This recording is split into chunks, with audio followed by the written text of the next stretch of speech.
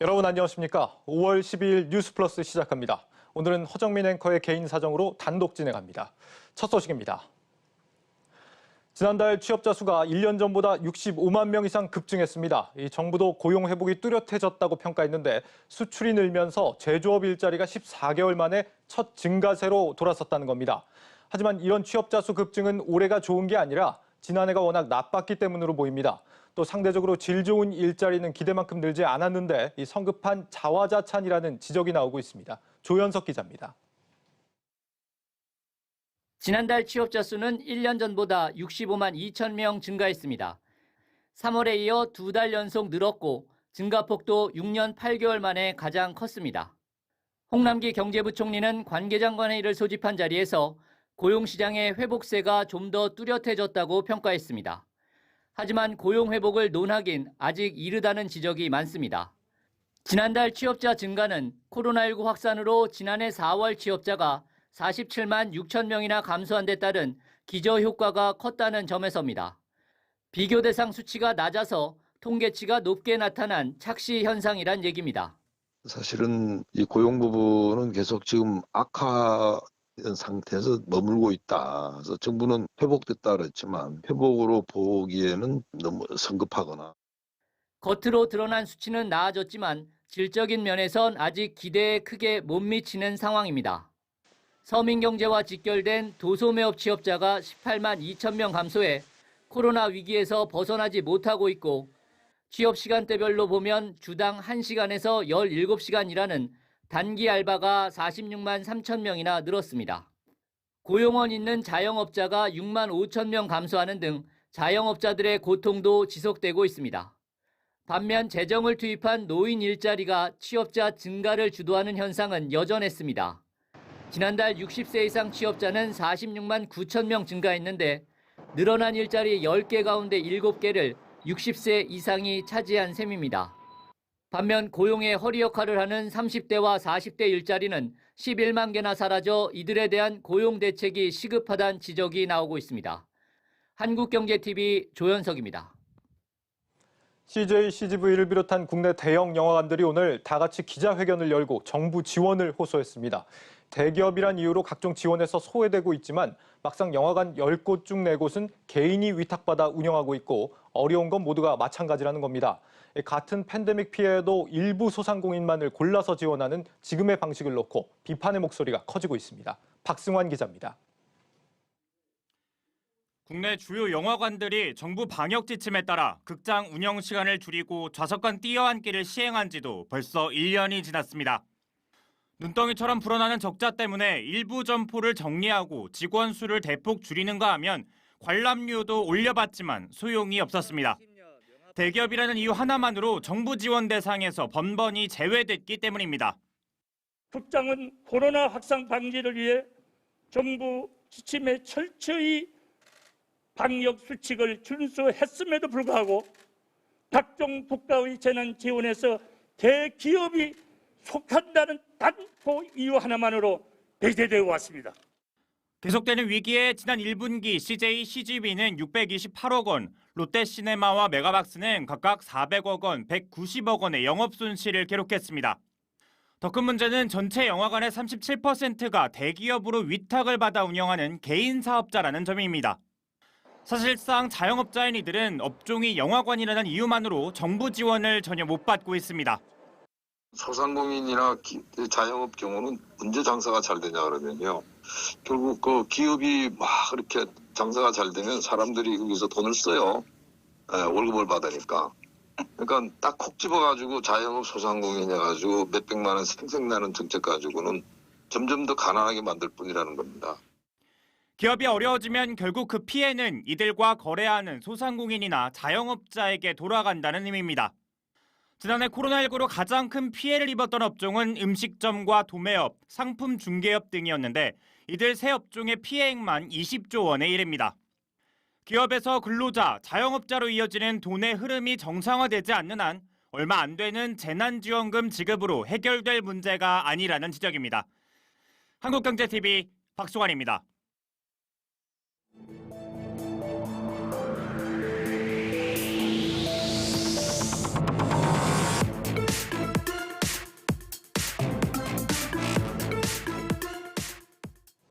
네, 요즘 은행에 가보시면 대출 받기가 참 쉽지가 않습니다. 은행들이 대출 조이기에 나서면서 한도가 줄고 이자는 비싸지고 있는 것으로 저희 취재 결과 확인됐습니다. 반면 이런 상황에도 아랑곳 않고 빚내서 투자하는 사람들은 또 폭발적으로 불어나고 있습니다. 자칫하다간 이 허리띠 조여매셔야 하는 상황이 올 수도 있겠습니다. 금융출입 기자와 함께 이 소식 들어봅니다. 정치경제부 배성재 기자 나와 있습니다.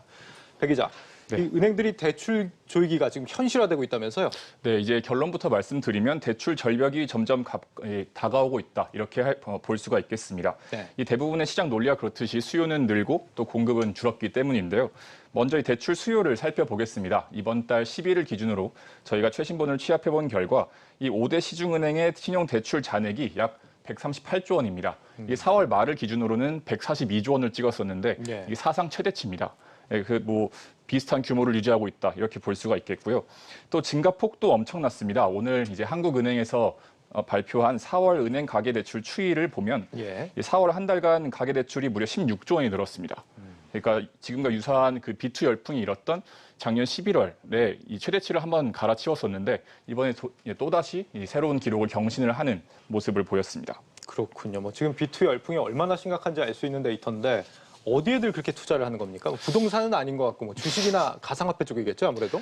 그리고 제일 타격이 심했던 건 공모주라고 할 수 있겠습니다. 네. 이 공모주 청약 같은 이런 경우에는 이 공모주 청약으로 이번에 대출금이 대거 흘러 들어갔다 이런 흔적도 남아 있는데요. 예. 가장 화제가 됐던 게 이제 최근에 SKIT 공모주 청약이라고 할 수 있겠습니다.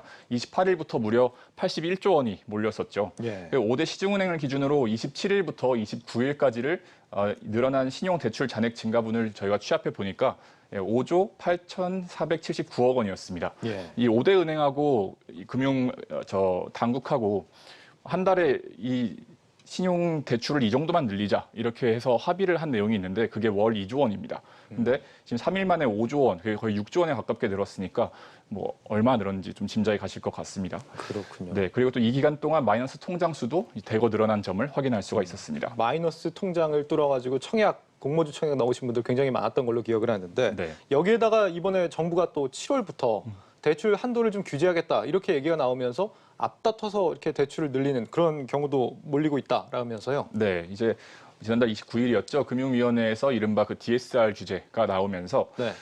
대출 자체가 줄어들 수도 있다라는 불안감이 좀 작용을 한 것 같습니다. 저희도 쉽게 이렇게 대출을 당겨서 받으려는 사례들을 찾아볼 수가 있었는데 네. 몇 가지를 직접 가져왔습니다. 여름에 결혼을 앞두고 있는데 지금 7월부터 DSR 규제가 강화된다고 해가지고 물론 지금 당장 뭐 주택 구매에 대해서 잔금이나 중도금이 필요한 그런 상황은 아니지만 마이너스 통장을 미리 좀 뚫어주게 되었습니다. 총 4,800만 원을 뚫었고 이제 대출 금리는 3.28% 정도. 처음에 분양받을 때는 DSR이 없어서 청약을 했는데 갑자기 7월부터 40%인가 적용했다고 하니까 갑자기 당황스럽잖아요. 그래서 어디서 돈을 가져와야 될지 계속 찾아보고 있어요. 네. 사실 DSR이 시행되면은 마이너스 통장 받으신 분들은 그만큼 주택담보대출 한도가 줄어드는 거 아닙니까? 불안한 심리 때문에 좀 서둘러 받는 게 아닌가 이런 생각도 들고. 네. 또 한편으로는 이제 주식이나 가상화폐 투자를 하려는 목적인 것도 있겠다 싶은 생각이 드는데 네. 그런데 이런 수요가 굉장히 많은 것과는 정반대로 지금 은행들은 대출 조이기에 나서고 있다면서요. 어떤 식으로 지금 나타나고 있는 겁니까? 맞습니다. 앞서 제가 수요하고 공급을 말씀드렸는데 공급이 줄어들고 있다가 바로 이 지점이라고 할 수 있겠습니다. 네. 이 대출이 폭발적으로 늘어나니까 금융 당국도 관리에 나섰고 실제로 이제 은행들도 시중 은행들도 대출을 조이기에 나선 것으로 저희 취재 결과 확인이 됐습니다. 이 은행권 관계자 멘트 한번 들어보시겠습니다. 예. 정부의 가계대출 관리 강화를 하고 있으니까 거기에 발맞춰서 이제 대출을 줄이는 방향으로 가는 게 맞겠죠. 그러니까 가계대출 증가 속도와 폭을 꾸준하게 모니터링하면서 대응해 나가고자 한다. 네, 또 시중은행의 대출 조이기 사례들도 일부 취합이 됐는데요. 지난 3월부터 이 전세 대출이나 주택담보 대출을 할 때 받을 수 있는 혜택을 은행들이 조금씩 줄이고 있습니다. 근데 그럼에도 불구하고 이제 우리은행의 경우에는 우대금리 항목을 줄였음에도 불구하고 2분기에 이 전세자금 대출 한도가 거의 소진된 것으로 확인이 되고 있습니다. 그렇군요. 우대금리를 인하하면 사실상 금리가 인상되는 것과 같은 효과가 영향이 있겠죠. 네. 개인이 받을 수 있는 이 한도 자체도 좀 축소가 되고 있습니까, 혹시? 그 부분은 제가 취재를 더 한번 해보겠습니다. 예. 계속 얘기하시죠. 네. 이 마이너스 통장 같은 경우에도 이 한도가 줄어들고 있는 점은 마찬가지라고 할 수 있겠습니다. 네, 한도가 줄고 있네요. 네. 네, 그렇네요. 네. 4대 은행에서 이제 일제히 사용하는 마이너스 금리들을 이제 뭐 사용하지 않는 통장에 같은 경우에는 약정 한도를 줄인다거나 또 마찬가지로 가계 대출 관리를 위해서 이러한 강화하는 조치들이 이어지고 있다고 볼 수가 있겠습니다. 그렇군요. 네, 이 외에도 이제 시중은행들의 경우에는 이 가계 대출에 브레이크를 걸어야 하다 보니까 이렇게 대출을 쥐는 것 말고도 이제 금리도 움찔되고 있습니다. 특히 대출 금리가 인상되면서 이제 변동금리 대출이 많은 개인들도 부실이 이 리스크가 좀 고개를 들고 있는데요. 예. 전민정 기자의 리포트로 한번 해당 내용 살펴보시겠습니다. 1%대 신용대출 금리는 이제 옛말이 됐습니다. KB국민, 신한, 하나, 우리 등 4대 시중은행의 현재 신용대출 금리는 연 2.5에서 3.6% 수준. 1%대였던 지난해 7월 말과 비교해 9개월 새 최저이율이 0.5%포인트 이상 높아진 겁니다. 4대 은행의 코픽스 연동주택담보대출 변동금리 역시 연 2.5에서 3.9% 정도로 지난해 7월 말보다 0.3%포인트가량 올랐습니다. 이처럼 대출금리가 오른 건 가계대출의 지표인 금융채와 같은 시장금리가 올랐기 때문인데 은행들이 정부의 가계대출 규제에 우대금리를 줄인 영향도 컸습니다. 문제는 앞으로 DSR 규제가 차주별로 확대 적용되는 등 가계대출 규제가 더욱 강화되면 대출금리 상승 속도도 빨라질 수밖에 없다는 겁니다. 올 1분기 대형 금융지주들이 깜짝 실적을 낸 건 높은 대출 성장세에 순이자 마진이 늘어났기 때문인데 가계대출 마케팅이 전반적으로 제한되면 은행들은 수익성을 유지하기 위해 대출금리를 올리는 방법을 택하게 될 것으로 보입니다. 수익성 안에는 다시 볼륨을 커버해야죠. 금리 올리는 걸로 대응을 해야 돼요. 근데 DSR 규제를 회피할 수 있는 상품 만들 수가 없거든요. 건당 대출 금액이 줄어들면은 건당 마진을 올리면 돼요. 한국은행에 따르면 대출금리가 1%포인트만 올라도 가계 전체가 추가로 내야 할 이자는 연간 12조 원에 달합니다.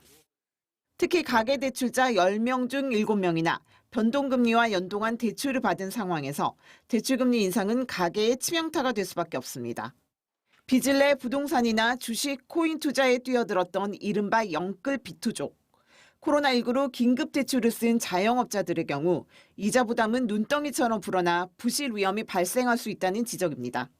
자산가격 버블이라든지 과잉 유동성 때문에 금리를 높여야 되는 상황이 오게 돼 있기 때문에 금리를 높일 경우엔 가계대출도 부실화될 가능성도 높다. 금융당국의 입장에서는 서민대출의 경우에 이자 부담이 많지 않도록 관리할 필요가 있다.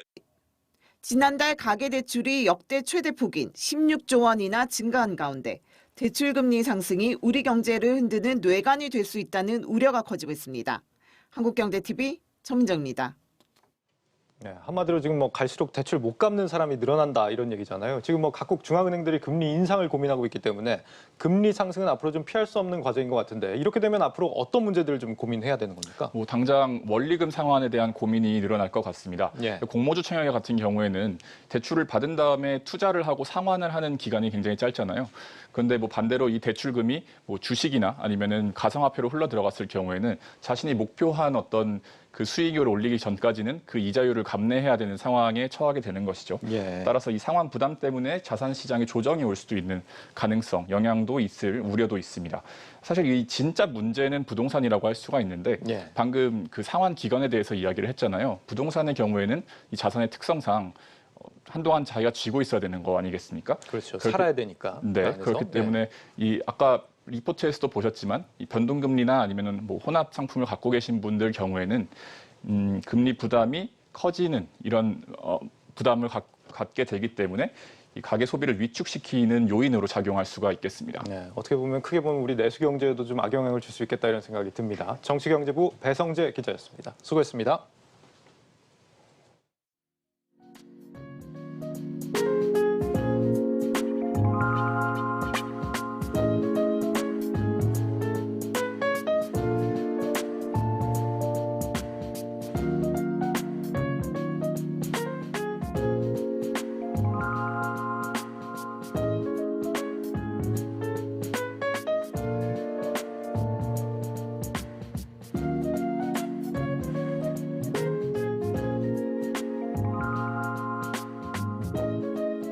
집 마련 기회를 갖고자 많은 분들께서 청약을 신청해 주셨던 것 같습니다. 가치 중심의 고품격 주거 문화를 보여드리고자 DH를 브랜드 런칭하였고 6월 초에는 합리적인 분양가로 선호도 높은 84제곱미터 위주의 주거용 오피스텔과 상업시설을 선보일 예정입니다.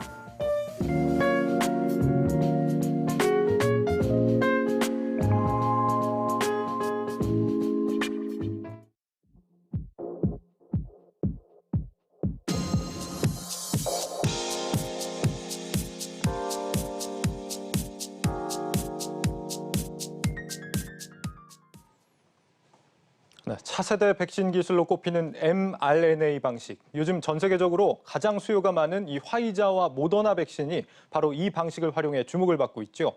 최근 국내 업체들이 이런 mRNA 방식을 활용하는 백신과 치료제 개발에 대거 뛰어들면서 기대감을 키우고 있습니다. 다만 당장 눈에 띄는 성과는 아직 없어서 투자는 차분하게 고민하시는 게 좋겠습니다. 정재용 기자입니다. mRNA 백신은 세균을 몸 안에 직접 넣는 기존 방식과 다릅니다. 바이러스 면역 반응을 유도하는 단백질을 체내에 미리 만들어서 감염을 막는 원리인데 보관이 쉽지 않다는 한계가 있지만 부작용이 적고 생산이 빠르다는 장점이 있습니다. 화이자와 모더나가 mRNA 기술을 상용화하면서 국내 업체들도 도전장을 내민 상태죠. mRNA는 온도 같은 주변 환경에 취약해서 약물 전달체 기술을 확보하는 게 핵심입니다. ST팜, GC녹십자, 엔지캠 생명과학 등이 지질 나노 입자 전달체 기술을 확보해서 백신 개발과 위탁 생산에 뛰어들었습니다. mRNA는 백신뿐 아니라 항암제, 희귀질환 치료제까지 확장 가능하다는 장점이 있습니다. 삼성 바이오로직스, SK 바이오사이언스 같은 대형 업체들도 생산, 개발에 관심이 있는 것으로 알려지면서 더 주목되는 상황입니다. 특히 업계에선 삼성 바이오로직스가 화이자 또는 모더나의 위탁 생산업체가 될 거라는 조심스러운 관측도 나옵니다. 올해 화이자와 모더나의 코로나 백신 매출만 총 50조 원에 달할 것으로 예상되는 만큼 시장은 계속 커질 것으로 보입니다. 국내 업체 가운데 아직 임상시험을 진행 중인 곳은 한 곳도 없기 때문에 시간을 두고 지켜봐야 한다는 지적도 나옵니다. 개발 생산 자체가 시간 비용이 많이 드니까 필요하면 양산할 수 있도록 하는 준비만 다 해놓은 상태에서 가는 게 좋을 거라 생각되고 현재는 백신 수급을 계속 원활하게 하는 게 좋을 거라 생각합니다. 국내 업체의 mRNA 시장 진입은 시간이 걸리는 만큼 당장 맞을 백신 수급에는 영향을 미치지 못한다는 진단입니다. 한국경제TV 정재홍입니다. 백신 접종이 활발해지면서 코로나 이후의 투자는 어떻게 해야 하나 고민들 많으실 겁니다. 이런 고민을 해결하기 위해 국내외 100여 개 투자기관들이 한데 모였는데 인플레이션 흐름에 맞춰 다양한 대체 투자 수단에 주목해야 한다는 조언을 내놨습니다. 문영민 기자입니다. 사모펀드, 헤지펀드, 부동산 등에 투자하는 대체 투자. 전통적 투자 방식인 채권보다 수익률이 높고 주식보다 위험성이 낮다는 이유로 변동성이 큰 장세에서 인기를 끌고 있습니다. 국내 대체 투자 펀드 설정액은 연평균 20% 이상 성장해 지난해 250조 원을 넘어섰습니다. 이러한 대체 투자에 국내외 큰손 투자자들이 한국경제신문이 주최한 에스크 2021 글로벌 대체 투자 컨퍼런스에 모였습니다. 가치 투자의 대가로 불리는 하워드 막스 오크트리 캐피털 회장은 팬데믹 이후 투자 기회와 시장 전망 주제 기조연설에 나섰습니다. 막스 회장은 저금리로 유동성이 늘어 인플레이션이 발생하면 부동산 같은 대체 상품에 투자하는 것이 유효하다고 전망했습니다. None of these alternatives is ideal. None is risk-free, but that's all we have. There are no other alternatives for investing in a low-return world. Apartments and other real estate properties which have the ability to participate in inflation, and companies with growth potential and pricing power so that they can live well in an inflationary world. 국민연금공단도 대체 투자 규모를 대폭 확대하고 있다고 밝혔습니다.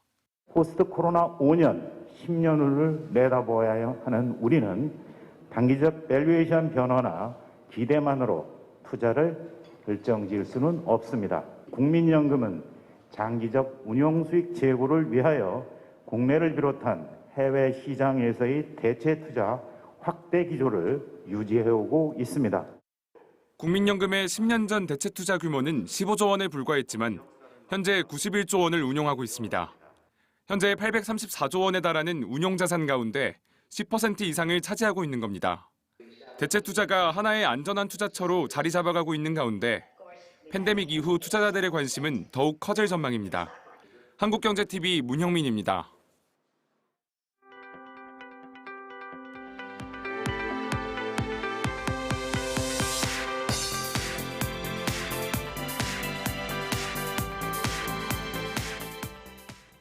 제33회 한국노사협력대상 시상식에서 넥센타이어와 세아제강, 금융결제원이 각각 대기업과 중견 중소기업 부문 대상을 수상했습니다. 한국경영자총협회는 서울 조선호텔에서 노사협력에 대한 앞장선 기업들에 대한 시상식을 진행했습니다. 노사협력대상 우수상에는 한화디펜스와 수산 ENS가 각각 선정됐습니다. 리콜 중인 위니아딤체의 노후 김치냉장고에서 잇따라 불이 나 한국소비자원과 국가기술표준원이 소비자 안전주의보를 발령했습니다. 지난 2005년 9월 전에 생산된 위니아딤체의 뚜껑형 김치냉장고는 내부 합선 등으로 인한 화재가 50여 차례 일어나면서 지난해 12월부터 자발적 리콜을 하고 있습니다. 지난 3월 말 기준 리콜 대상은 278만 대로 이 가운데 45.2%가 리콜 조치됐지만 상당수 제품 판매 이력을 정확하게 파악하기 어려운 상태입니다. 국제신용평가사 무디스가 우리나라의 국가 신용등급과 전망을 기존 수준으로 유지했다고 밝혔습니다. 우리나라의 신용등급은 무디스 등급 중 3번째로 높은 수준이며 아시아 국가 중에서는 싱가포르에 이어서 2번째입니다. 무디스는 우리나라가 코로나19 사태 충격에서 빠르게 회복하고 있고 우수한 펀더멘탈을 유지했다고 평가했습니다. 중소기업중앙회가 중소기업과 협동조합의 새로운 판로를 모색하고 공공이 혁신 중고소기업의 제품을 구매에 활용하는 혁신조달에 대한 이해도를 높이기 위해서 혁신조달 토론회를 개최했습니다. 이날 토론회에서는 정부와 학계, 기업 관계자들이 참여해서 현 제도의 개선 방안에 대한 심도 깊은 논의를 했습니다. 김기문 중앙중기회장은 판로 확보는 중소기업에게 가장 필요하고 절실한 과제인 만큼 혁신조달이 중소기업과 협동조합의 새로운 기회가 될 수 있다고 강조했습니다. 유망 바이오 헬스케어 기업의 CEO를 직접 찾아가는 바이오 인사이드 시간입니다. 코로나19 팬데믹 사태를 계기로 요즘 전 세계적으로 비대면 헬스케어가 주목을 받고 있는데요. 원격 진료를 넘어서 VR이나 어플리케이션으로 질병을 치료하는 디지털 치료제가 새롭게 떠오르고 있습니다. 오늘은 이 분야 개발사 중에서도 얼마 전 코스닥 시장에 상장한 라이프 시멘틱스를 찾아가 봤습니다. 김선엽 기자입니다.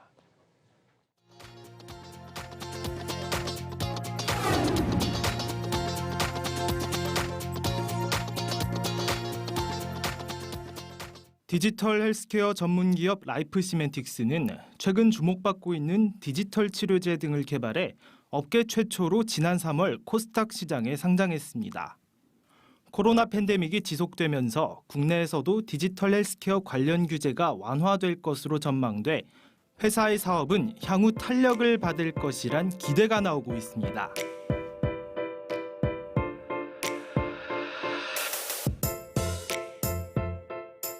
핵심 파이프라인이 3가지 정도라고 들었는데요. 좀 소개 좀 해주시죠. 비대면 진료를 위한 도구를 저희가 제공하고 있고요. 또 하나는 디지털 치료제, 의학적 질병이나 장애를 예방, 관리, 치료하기 위해서 사용되는 의약품을 대체 보완하는 고품질 소프트웨어 의료기기인데요.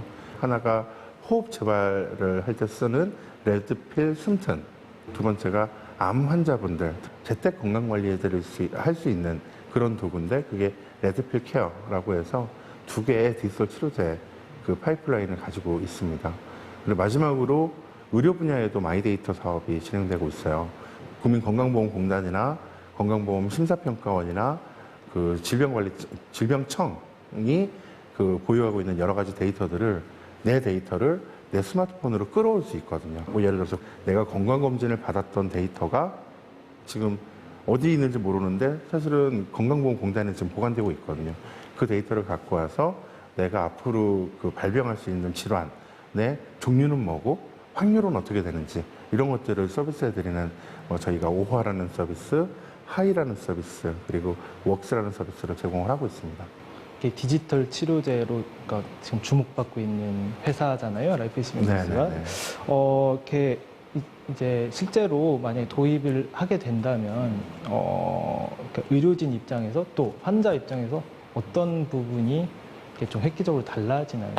호흡재활 같은 경우에는 일주일에 3회에서 5회 정도를 그 재활 서비스를 받아야 그 호흡 재활에 효과적이다라고 얘기하고 있는데, 뭐 대학병원 같은 경우에는 3개월에 한 번 가기도 쉽지가 않잖아요. 집에서 그런 그 재활 서비스를 그 대학병원에서 재활 서비스 받는 것과 버금가게끔 서비스를 받을 수 있는 환경을 만들어 드리는 것이 디지털 치료 기기다라고 말씀을 드릴 수 있죠.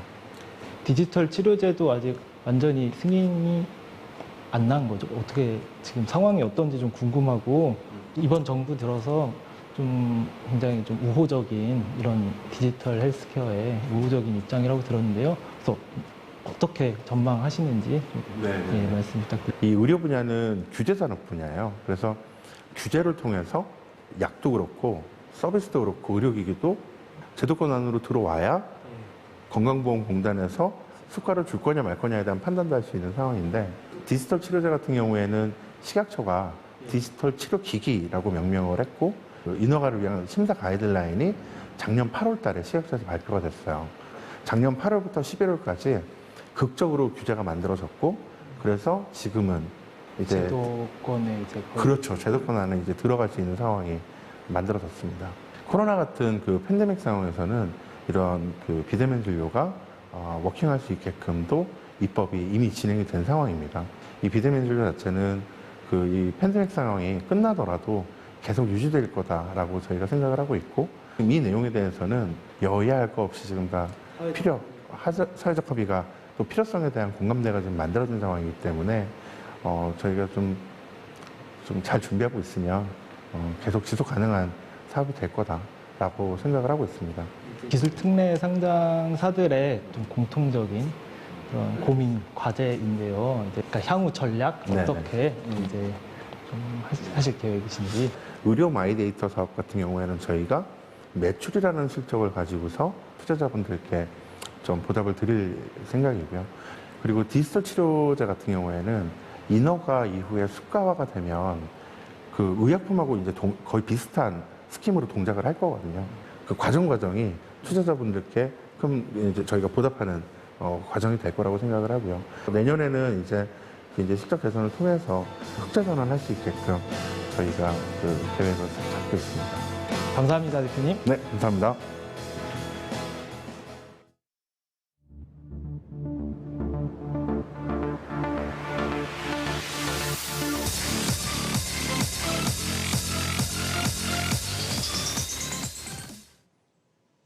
네, 오늘 눈여겨볼 만한 증시 종목들 살펴보는 이 뉴스앤마켓 시간입니다. 박혜린 기자가 휴가 간 관계로 오늘도 오민지 기자와 함께하겠습니다. 오 기자, 오늘 주목해볼 만한 이 종목 어떤 게 있습니까? 네, 오늘 먼저 살펴볼 종목은 포스코 강판입니다. 네. 이 철강 가격이 오르면서 철강주가 전반적으로 상승세를 보이고 있는 가운데 포스코 강판이 오늘까지 6거래일 연속 상승세를 보이고 있는 겁니다. 오늘 포스코 강판은 전 거래일보다 4.05% 오른 77,000원에 거래를 마쳤습니다. 네, 철강 가격이 요즘 가파르게 오른다고 하니까 포스코 강판이 또 주목을 받고 있는 모양인데, 철강 가격이 오르는 이유는 뭘까요? 이 철강 관련주는 대표적인 경기 민감주로 꼽힙니다. 네. 이 경기가 회복되면서 철강의 수요가 급증하기 때문인데요. 세계 각국에서 경기 부양책을 내놓고 있지 않습니까? 그렇죠. 이렇다 보니 제조업체들이 다시 생산을 하기 시작한 겁니다. 특히 미국에서는 정책 차원에서 주택 건설이 대규모로 추진되고 있는데요. 이런 점에서 수요는 계속해서 늘어날 것으로 보입니다. 네, 철강 수요가 계속해서 늘고 있는 상황인데 반대로 이 철강 공급은 잘 안 되고 있다면서요. 이건 왜 그런 겁니까? 이 공급도 문제입니다. 공급이 수요를 따라가지 못하고 있는 상황이라는 점도 이 철강 가격을 올리고 있습니다. 네. 세계 1위 철강 생산국인 중국이 환경 정책을 이유로 또 강화하면서 철강 공급에 대폭 줄인 겁니다. 여기에 세계 1위 철광석 생산국인 호주가 중국과 계속 갈등을 빚고 있는 상황인데요. 이러면서 중국의 철강 생산에도 차질이 생기고 있는 겁니다. 네. 이 철광석은 철강을 만드는 원재료입니다. 이 원재료가 공급이 안 되다 보니 중국은 수입 철광석의 60%를 호주에 의존하고 있는데, 이런 상황에서 중국이 공급 체인에서 삐걱이고 있는 겁니다. 수요는 자꾸 늘고 공급은 잘 안 되니까 가격이 오르고 있다, 이런 설명인데, 철광석 가격, 그래서 얼마나 오른 겁니까? 최근 철광석 가격이 연일 사상 최고치를 기록하고 있습니다. 예. 지난 7일에는 중국 칭다오항을 기준으로 톤당 212.25달러까지 역대 최고가를 경신했습니다. 그 전날에는요, 사상 처음으로 톤당 200달러를 돌파했는데요. 하루 만에 또 210달러 선까지 뛰어넘은 겁니다. 예. 이 원재료인 철광석의 가격이 오르니까 철강 가격 역시 계속해서 오르고 있는 겁니다. 이런 이유로 포스코 강판의 주가가 상승하고 있다 이런 설명인 거군요. 네, 그렇습니다. 그래서 1년 만에 160% 가까운 철광석 가격이 상승했기 때문에 네. 포스코의 강판이 계속해서 오르고 있는 겁니다. 이 포스코 강판의 주가 추이를 한번 보시겠습니다. 지난달 22일부터 강하게 상승세를 보이고 있는데요. 지난 14거래일 동안 26일에 한 번 0.21% 아주 미미하게 하락을 했고요. 5월 3일 공매도가 재개된 후 잠시 주춤했지만 오늘까지 6거래일 연속 상승하고 있는 겁니다. 예. 이 상승세가 두드러진 건 최근이지만요. 이 철강 업종 주가는 꾸준히 상승해 왔습니다. 이렇게 포스코 강판을 비롯해서 철강주 전반이 지금 비슷한 추세를 보이고 있는 겁니까?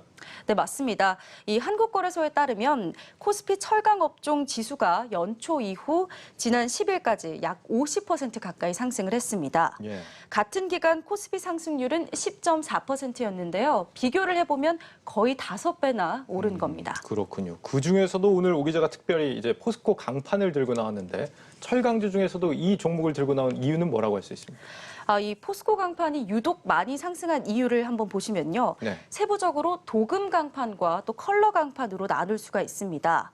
이 컬러 강판은 가전이나 건축 자재로 사용이 되는데요. 이 경기가 다시 살아나는 분위기에서 이 컬러 강판의 수요가 많이 늘어난 겁니다. 네. 이 포스코 강판의 경우는 도금 강판을 생산하는 자동차 쪽으로도 사업을 많이 확장하고 있습니다.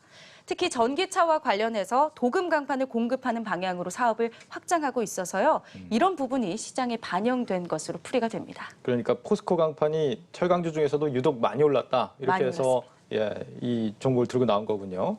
포스코 강판 소식을 우리가 지금까지 좀 살펴봤는데 혹시 뭐 다음으로 오늘 주식을 달군 또 다른 종목 어떤 게 있습니까? 오늘 오전부터 시장을 좀 예의주시하신 분들은 보셨을 텐데요. 삼성바이오로직스의 소식입니다. 예. 오늘 새벽 삼성바이오로직스가 8월부터 화이자의 mRNA 코로나19 백신 양산에 들어간다는 소식이 전해졌습니다. 이러면서 주가가 좀 뛴 건데요.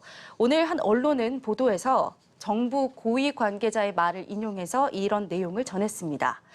오늘 삼성바이오로직스는 4.77% 오르면서 85만 6천 원에 장을 마쳤습니다. 오늘 장이 1.5% 정도 하락을 했잖아요. 네. 이런 점을 감안하면 상당한 상승세라고도 할 수 있겠습니다. 그러니까 언론 보도를 보면 이제 정부 고위 관계자가 이런 내용을 밝혔다라고 인용을 했는데 보도 이후에 삼성바이오로직스가 공시를 냈어요. 사실이 아니다 이렇게 밝혔죠. 예, 맞습니다. 이게 공시를 통해서 사실이 아니다라고 확실하게 밝혔는데요. 네. 하지만 옳은 이유가 있습니다. 또 투자자들이 심리가 좀 자극이 된 건데요. 아니 땐 굴뚝이 연기가 날까라는 그런 심리가 투자자들이 작용을 한 것으로 보입니다. 그래서 오늘 삼성바이오로직스와 관련해서 리포트를 낸 연구원은요. 이 삼성바이오로직스의 주가가 오른 이유로 이 투자자들의 심리가 아니면 설명할 길이 없다. 이렇게 우스갯소리를 하기도 했습니다. 예. 또 삼성바이오로직스의 IR 담당자 역시 좀 당황스럽다. 이런 입장을 말했다고 이 연구원은 전했습니다. 그러니까 보니까 공시가 그냥 뭐 해당 보도는 사실이 아니다 이렇게만 나왔기 때문에 이게 뭐 계획이 아예 없는 건지 아니면은 검토가 뭐 다른 방향으로 되고 있는 건지 이런 부분이 지금 명확하지가 않은 상황인데 오늘 주가가 오른 게 단순히 만약에 기대감 때문이다라고 한다면은 앞으로의 방향을 예단하기가 좀 쉽지 않은 상황인 것 같아요. 네, 하지만 예의주시할 필요도 분명 있을 것 같습니다. 예. 이 삼성바이오로직스가 릴리와 GSK의 코로나19 항체 치료제와 관련해서 의약품을 생산하기로 계약을 했기 때문인데요. 아직 백신과 관련해서 국내에서 어떤 기업이 생산을 하게 될지 정확하게 밝혀진 것은 없습니다. 때문에 삼성바이오로직스 역시 완전히 배제할 수는 없는 상황입니다. 네. 또 기존의 삼성바이오로직스의 실적을 한번 보시면요. 실적 추정치에서 올해 매출액이 22%, 영업이익이 43.2%, 당기순이익이 41% 상승할 것으로 전망되고 있어서요. 이 기업 자체의 펀더멘털은 긍정적이라고 평가받고 있습니다. 네. 요즘 이렇게 보도 후에 공시가 좀 다르게 나오면서 투자자들이 혼란스럽다라는 반응들이 많은데 좀 더 확실한 정보를 드릴 수 있도록 저희도 더 분발을 하도록 하겠습니다. 뉴스앤마켓 오민지 기자였습니다. 수고했습니다.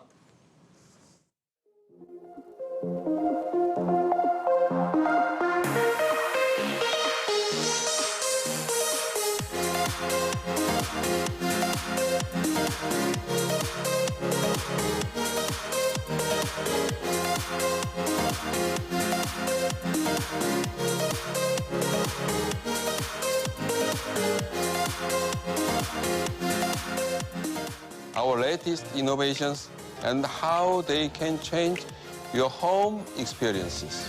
This is Samsung's mission to create unforgettable experiences that make your lives better.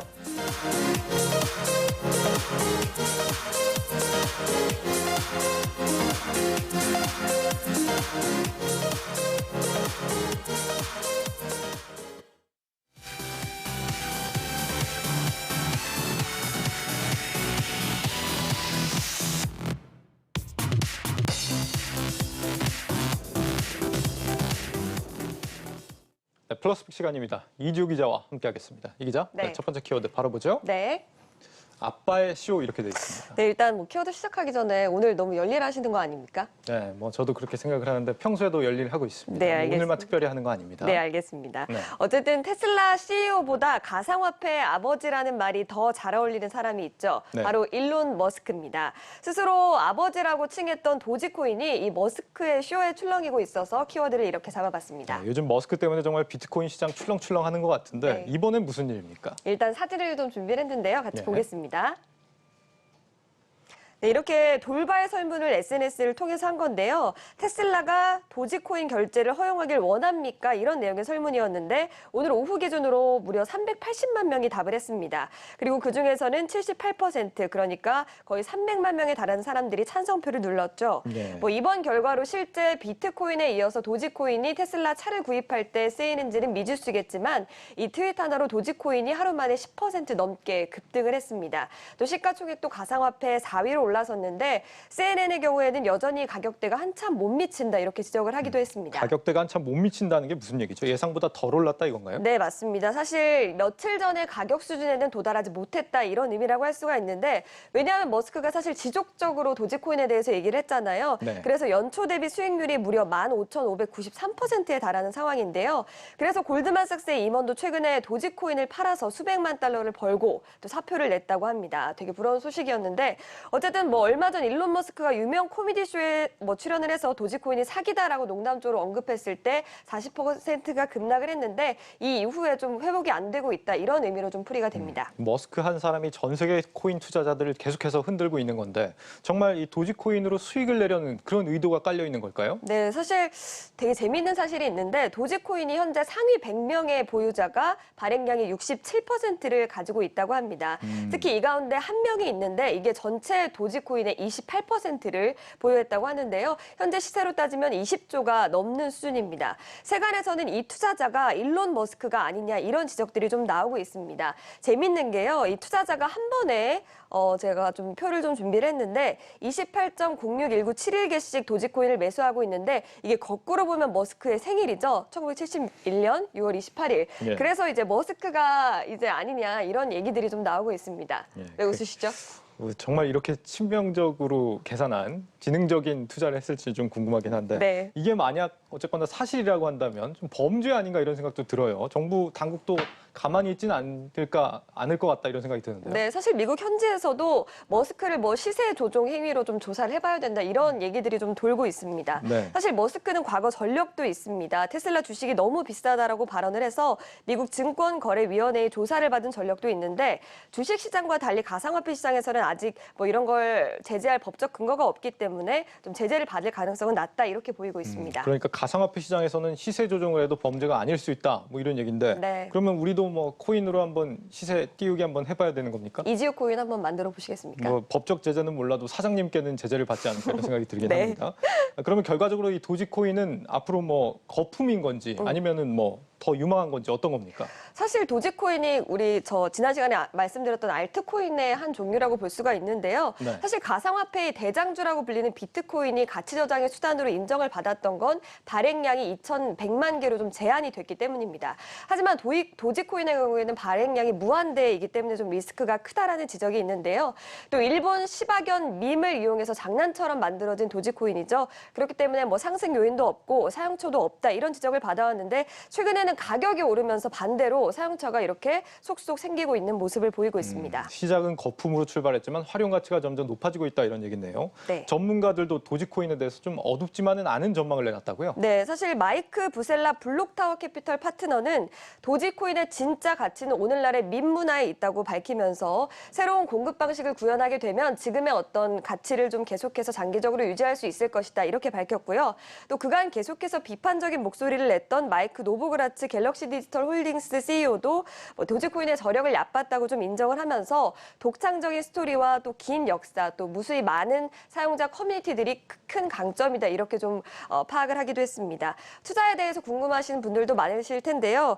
매수하는 쪽에 가담하지는 않겠지만 매도하는 것 역시 매우 위험하다 이런 모호한 발언을 했기 때문에 투자에는 뭐 참고가 될 만한 내용인지는 모르겠습니다. 저는 뭐 미국 정부가 조만간 머스크에 대해서 규제 방안을 마련하지 않을까 이런 생각이 드는데 네. 이 기자는 어떻게 생각해요? 저는 안 그럴 것 같습니다. 아 그래요? 네, 이걸로 네. 한번 내기를 해보는 것도 괜찮을 것 같네요. 칠성 사이다 내기를 해보도록 알겠습니다. 하겠습니다. 참고로 어제 칠성 사이다 산대놓고는 결국 안 샀습니다. 죄송합니다. 네, 마지막 키워드 보겠습니다. 네. 시진핑은 진시황 이렇게 돼 있네요. 네, 좀 딱딱해진 분위기를 살려보겠습니다. 역사 퀴즈 하나 내보겠습니다. 분석행위원 사건 혹시 아십니까? 분석행위요? 네. 뭐 알죠. 예. 네. 어쨌든 진시황이 좀 눈빛이 흔들리신 것 같은데 네, 진시황이 과거 사상서적을 태우고 또 유학자들을 생매장한 사건이죠. 이 중국 시진핑 국가주석이 이런 진시황과 같다라는 얘기가 좀 들리고 있어서 키워드를 이렇게 잡아봤습니다. 누가 뭐 이런 말을 했는지 몰라도 네. 뭐 어쨌거나 목숨을 내놓고 어떤 누가 무슨 발언을 한 모양이죠. 네, 맞습니다. 중국판 배민으로 불리는 중국 최대 배달 앱이 있는데요. 이게 배민团댐핑이라고 부르는데 네. 이게 창업자 겸 최고 경영자인 왕싱이 중국 공산당의 반체제식으로 인식되는 게시글을 좀 올렸습니다. 이렇게 지금 나오고 있는데요. 시진핑 중국 국가주석을 두고 진시황과 같다고 말하는 취지로 좀 해석이 돼서 논란이 됐는데요. 최근에 이런 게시글을 올린 이유가 메이턴이 중국 정부의 방독점 조사를 크게 받았기 때문에 이렇게 하소연을 좀 했다. 이런 분석들이 좀 나오고 있습니다. 기업 이름이 정확히 뭐라고요? 메이턴 댐핑입니다. 그렇군요. 네. 네, 중국 정부가 반독점 조사를 했다고요? 네, 이 기업에 맞습니다. 대해서? 네, 맞습니다. 네. 최근 중국이 반독점법을 전면 개정을 했습니다. 13년 만인데요. 자꾸 발음이 안 되네요. 네, 네. 인터넷 플랫폼 사업자에 대한 규제를 굉장히 강화하는 게 골자라고 할 수가 있습니다. 그간 민간 영역에서 되게 성장을 많이 했던 인터넷 플랫폼 사업자가 체제 위협의 요인이 될 수 있다는 위기감에서 비롯된 그런 조치인 것으로 좀 풀이가 되는데요. 알리바바에 이어서 지난달에 메이턴에 대한 반독점 조사도 이뤄졌습니다.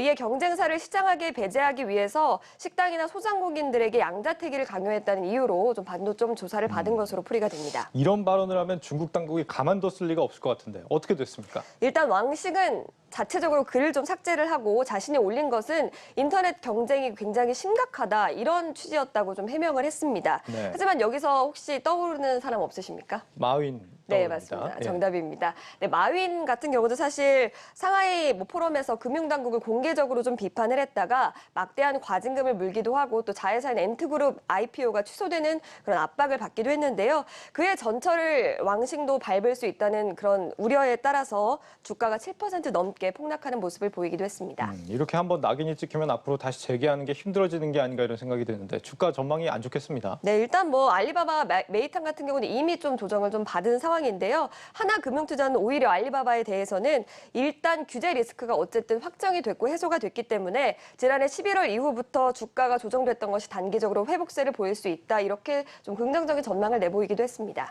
중국 기업에 투자를 했다면 이렇게 CEO 발언 한 번이 정말 크게 주가에 영향을 주는 상황인 것 같은데 다른 빅테크 기업들 투자하신 분들이라면 어떤 고민을 좀 해야 될까요? 일단 지금은 알리바바 메이탄이지만 이런 규제 리스크가 사실 다른 플랫폼으로 옮겨갈 가능성도 크다고 할 수가 있습니다. 네. 그래서 영향이 없지는 않을 것으로 보이는데요. 하지만 중국 정부의 규제가 절대적인 시장 지배력에 좀 국한이 돼 있는 만큼 직접적인 영향이 없는 기업들도 좀 있습니다. 예를 들어서 텐센트나 텐센트 뮤직, 바이드, 트립닷컴 같은 경우에는 상대적으로 자유로울 수 있다. 이런 분석들이 나오고 있는데요.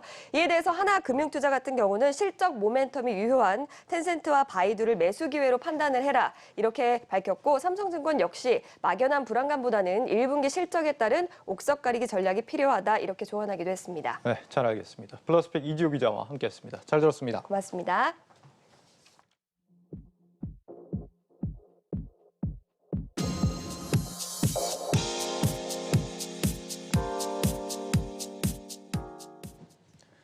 놓치면 아쉬운 글로벌 뉴스입니다. 조금 전 마감한 중국 증시 마감 시황부터 전해드리겠습니다.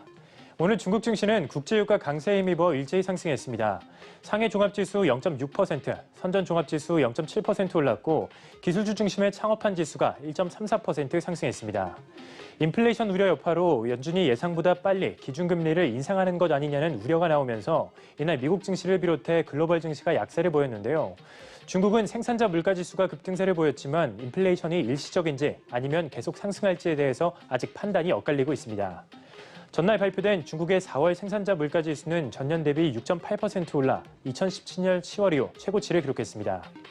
그래도 오늘 중국 증시는 간밤 국제유가 상승에 힘입어 일제히 올랐는데요. 에너지 섹터가 1%가량 올랐고 금융주도 0.8% 상승했습니다. 반면 기술주는 1% 하락 마감했습니다. 이어서 글로벌 소식 살펴보겠습니다. 오늘 밤 미국의 4월 소비자 물가지수가 발표됩니다. 간밤에 물가 상승 우려로 경기 민감주들이 일제히 급락하면서 다우지수가 큰 폭으로 하락했는데요. 따라서 오늘 물가지수 발표가 굉장히 중요해졌습니다. 인플레이션에 대한 지적은 최근 몇 달째 계속되고 있지만 오늘 다우지수의 급락은 이른바 나쁜 인플레에 대한 공포다라는 분석이 나옵니다. 기업들이 생산을 하려면 일할 사람을 구해야 하는데 사람이 부족하다는 건데요. 관련 영상 먼저 보겠습니다. 기업들이 고용을 하려고 하지만 노동자들이 고용에 이제 참여하지 않고 있는 모습이 좀 나오고 있는 상태이고요. 실질적으로 전미 자영업 연맹에 따르면 소기업들은 역대 최고치인 44%가 고용을 하지 못하고 있다고 발표를 했습니다. 결국은 정부의 추가 부양책이 나비 효과를 일으켜서 기업들의 구인난, 이로 인한 원재료 가격 급등과 소비자에게 가격 전가 등으로 나타나고 있고 이 현상은 이제 인플레 압력을 촉발시켰다고 보시면 될 것 같습니다. 비용이 증가해가지고 인플레가 발생하면 이익이 떨어지기 때문에 이건 증시 입장에서는 나쁜 인플레이션이 되는 거죠. 예. 그런데 이런 불안감에 브레이너드 연준 이사의 발언이 불을 지폈습니다. 최대 고용과 인플레이션 성과를 내기 위해 계속 인내심을 발휘하겠다. 이 한마디로 한동안 금리 인상은 없다라는 얘기죠.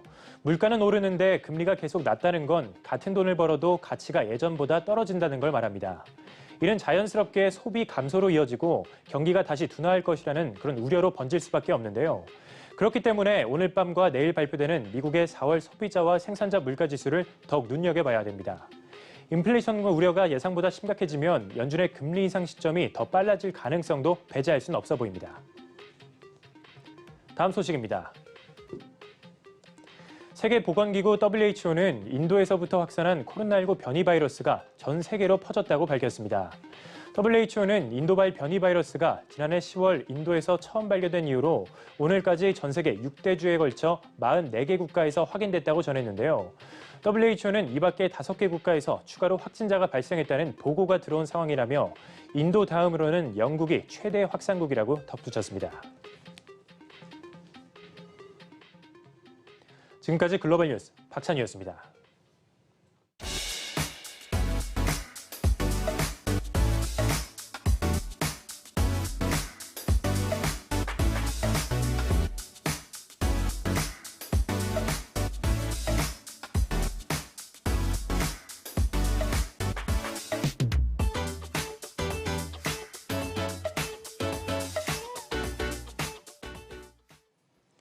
그룹 방탄소년단이 오는 23일 열리는 빌보드 뮤직 어워드에 총 4개 부문에 노미네이트 됐습니다.